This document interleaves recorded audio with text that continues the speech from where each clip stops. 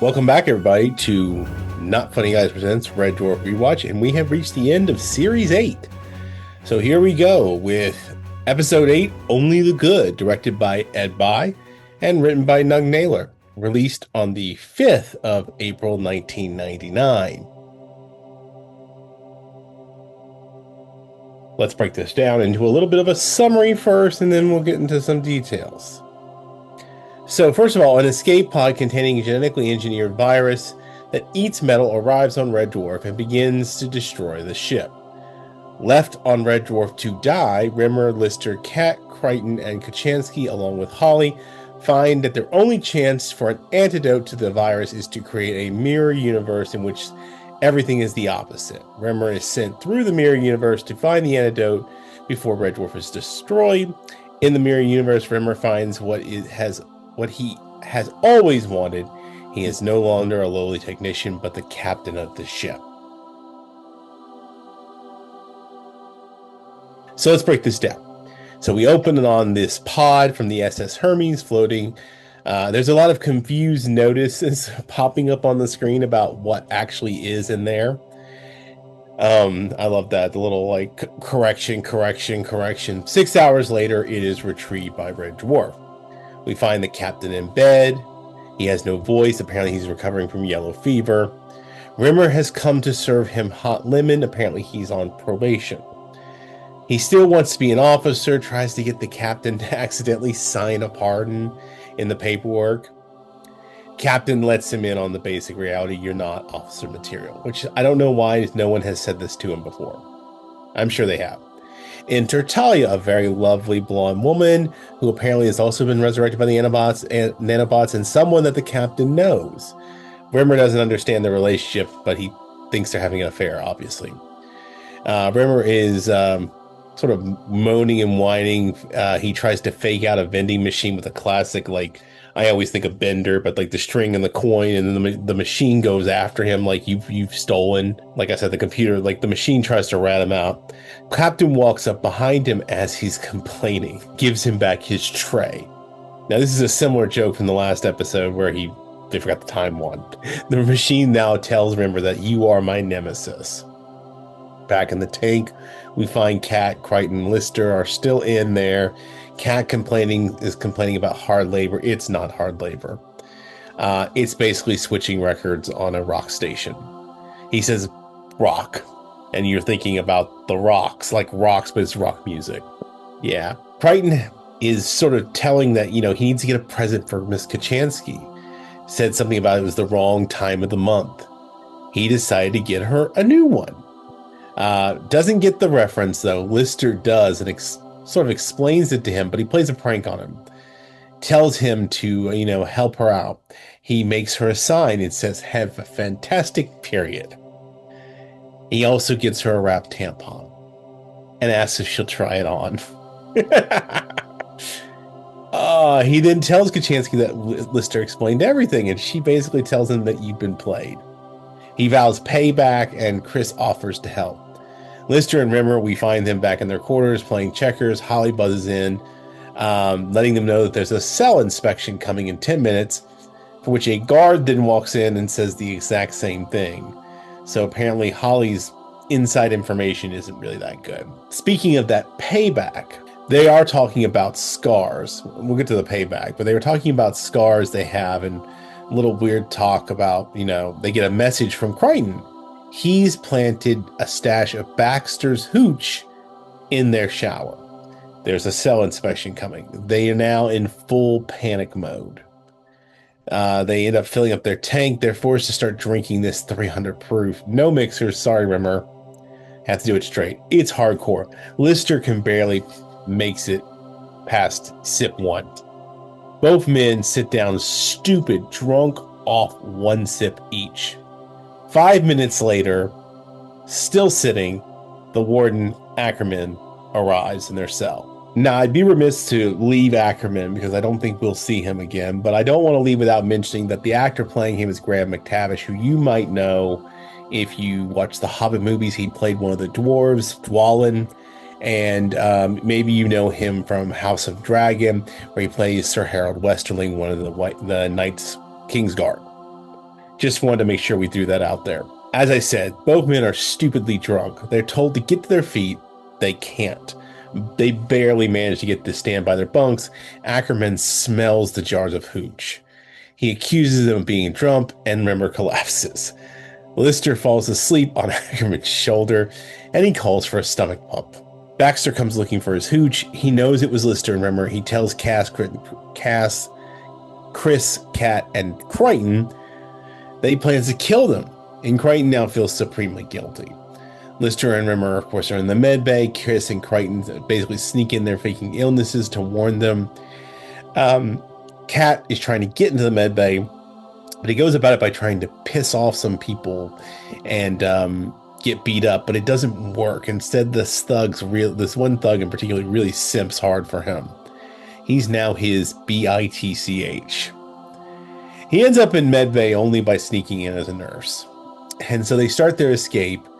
Apparently the pod that Talia came in, I think that's where she was resurrected, was some kind of microorganism that is what's doing the eating through the ship. They see it and realize what's happening, and they decide, okay, we can't abandon everybody. We got to stay and help. Because their plan was to steal one of the ships and flee again. Captain announces, though, they've just found out that this thing is eating, and they're going to now have to abandon ships. So they're going to have to use all the starbugs and the blue midgets. And unfortunately, there's not enough. So they'll be leaving a lot of, particularly the prisoners, behind. We see all the ships leaving Red Dwarf. Our crew, Chris, Cat, Brighton, Lister, Rimmer, they decide to then now go. They've got a sample, and their plan is to go into a mirror universe to find the antidote, to cross over. And basically, after Rimmer walks through, the machine breaks and they try to get repaired. Rimmer finds himself in the captain's bedroom, climbs into bed, where he finds that he's the captain.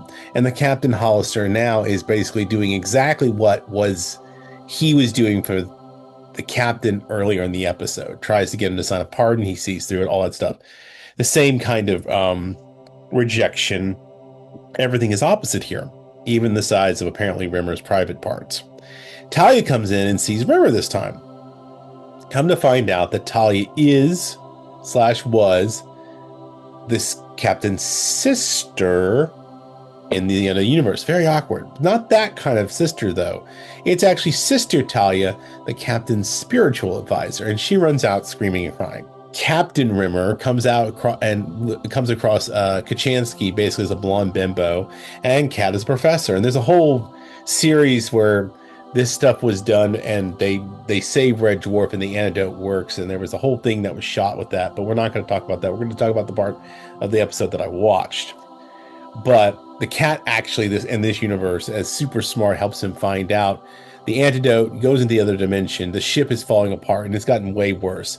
Everyone, apparently, the Red Dwarf crew crossed over to the mirror universe. The vending machine tells him this. Rimmer is now the captain, as he is the highest ranking crew member left on the ship. And apparently the antidote he brought over is now gibberish. It's reverted back. He didn't memorize it, which is what he did in the alternate ending they shot. Projector breaks. He tries to make the formula, but like I said, it's gibberish. The vending machine gets its payback on Rimmer, but shoots out a can at him. Hits him in the back of the head. He falls down. He's seen the antidote on the paper burning in front of him, and we get Adagio for strings by Samuel Barber playing as this dramatic music. Rimmer looks up to see death in front of him. In fact, he's on the ground, which is very similar to how he sort of died or we saw his death back in like series 1. And he said gazpacho soup, all that fun stuff. But now, here is the Grim Reaper, played by a director read by.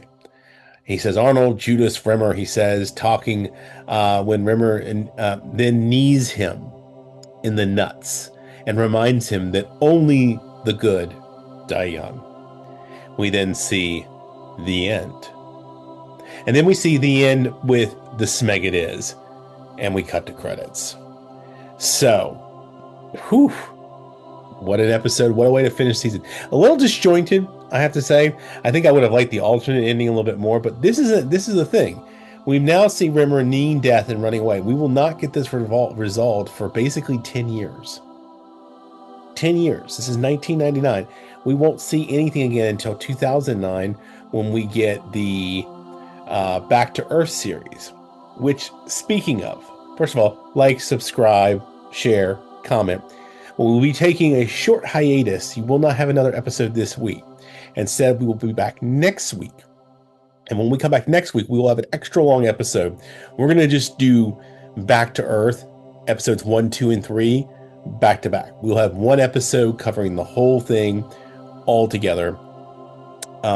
It fits in kind of a weird sort of gray area, I think, in terms of Red Dwarf material. So I think that's how we will cover it before we then move on to Series 10.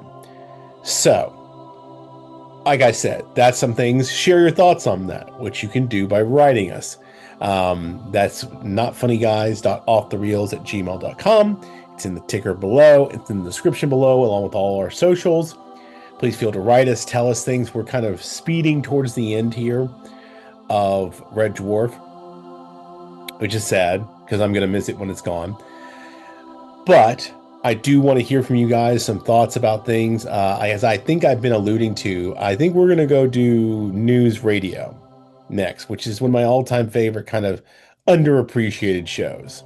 So we'll be hitting that next, but we're not there yet. We still got a little ways to go. We still got series to cover Back to Earth, which is Series 9, and then 10, 11, and 12, and hopefully we'll also get to see Promised Land as well. I just have to find a way to, as an American, to get a hold of the copy of that. And if any of you know, that's one of the things you should write and tell me.